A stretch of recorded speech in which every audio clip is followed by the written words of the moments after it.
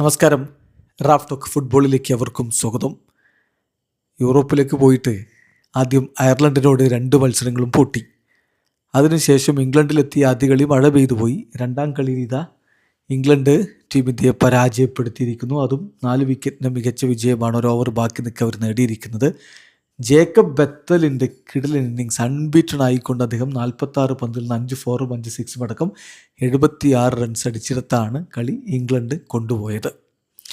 കളിയിൽ ആദ്യം ബാറ്റ് ചെയ്ത ടീം ഇന്ത്യ നിശ്ചിത 20 ഓവറുകളിൽ 7 വിക്കറ്റിന് 190 റൺസാണ് അടിച്ചിരുന്നത്. മറുപടി ബാറ്റിങ്ങിൽ 19 ഓവറിൽ 6 വിക്കറ്റ് നഷ്ടത്തിന് വിജയലക്ഷ്യം മറികടന്നുകൊണ്ട് 4 വിക്കറ്റിൻ്റെ ഗംഭീര വിജയം തന്നെ ഇംഗ്ലണ്ട് മാഞ്ചസ്റ്ററിൽ സ്വന്തമാക്കിയിരിക്കുന്നു. ഇന്ത്യക്ക് വേണ്ടി അഭിഷേക് ശർമ്മയും വൈഭവ് സൂര്യവംശിയും ചേർന്നാണ് ഓപ്പണിംഗ് നടത്തിയത്. ഇന്ത്യക്കായിട്ട് അന്താരാഷ്ട്ര ക്രിക്കറ്റ് കളിക്കുന്ന ഏറ്റവും പ്രായം കുറഞ്ഞ താരമായിട്ട് വൈഭവ് മാറി. സഞ്ജു സാംസൺ പുറത്തിരുന്നു. അദ്ദേഹം ഇപ്പോൾ അയർലൻഡിൽ 2 കളിയിലും ഫ്ലോപ്പായിരുന്നു. ഇംഗ്ലണ്ടിനെതിരെയുള്ള ആദ്യ കളി മഴ പെയ്തു പോയ കളിയിൽ അതിലും ഫ്ലോപ്പായിരുന്നു. സോ അദ്ദേഹത്തെ പുറത്തിരുത്തി പകരം വൈഭവ് സൂര്യവംശി കളിച്ചപ്പോൾ റെക്കോർഡായി. സച്ചിനേക്കാൾ പ്രായക്കുറവിൽ ഇന്ത്യക്ക് വേണ്ടി അരങ്ങേറി. ഓൾറെഡി നമ്മൾ അതിനെക്കുറിച്ച് എൻ്റെ കൃത്യമായ വയസ്സും കാര്യങ്ങളൊക്കെ വെച്ച് വീഡിയോ ചെയ്തിട്ടുണ്ട്.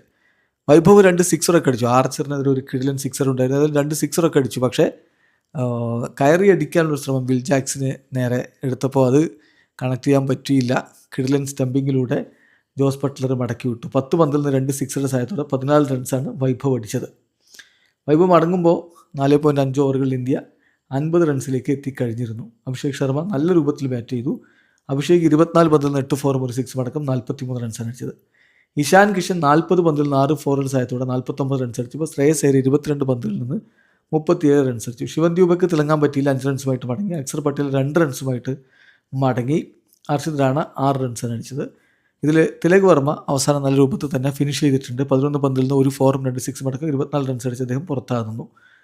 അദ്ദേഹത്തിൻ്റെ മികവാണ് 190-ലേക്കെങ്കിലും ടീം ഇന്ത്യയെ ആ ഘട്ടത്തിൽ എത്തിച്ചത്. സാം കറൻ നന്നായിട്ട് ബൗൾ ചെയ്തു. 4 ഓവറിൽ 33 റൺസിന് 3 വിക്കറ്റ് വീഴ്ത്തി. മറുപടി ബാറ്റിങ്ങിൽ ഇംഗ്ലണ്ടിന് തുടക്കത്തിൽ പണി കിട്ടിയതാണ്. അതായത് Phil Salt golden duck, Jos Buttler 3 പന്തിൽ നിന്ന് ഡെക്ക്, അർഷ്ദീപാണ് ആ വിക്കറ്റുകൾ വീഴ്ത്തിയത്. അങ്ങനെ നല്ല പണി കൊടുത്തതാണ് എന്ന് പറഞ്ഞാൽ ആദ്യ ഓവർ തന്നെ 2 വിക്കറ്റുകൾ പിഴുതുകൊണ്ട് അർഷ്ദീപ് അവർക്ക് പണി കൊടുത്തതാണ്. പക്ഷേ അർഷ്ദീപിനെ പിന്നെ ഹാരി ബ്രൂക്ക് എടുത്തിട്ട് അങ്ങ് അലക്കി. പിന്നെ വന്ന ഓവറിൽ 27 റൺസാണ് അടിച്ചത്. അവിടെ മുതൽ അവർ തിരിച്ചടി സ്റ്റാർട്ട് ചെയ്തിരുന്നു. ഹാരി ബ്രൂക്ക് 15 പന്തിൽ 4 4 3 6 അടക്കം 39 റൺസ് അടിച്ച് അവരുടെ തിരിച്ചടിക്ക് തുടക്കമിട്ടു. പിന്നെ ബെത്തൽ ടോം ബാൻറ്റനൊപ്പം ടീമിനെ മുന്നോട്ട് കൊണ്ടുപോയി.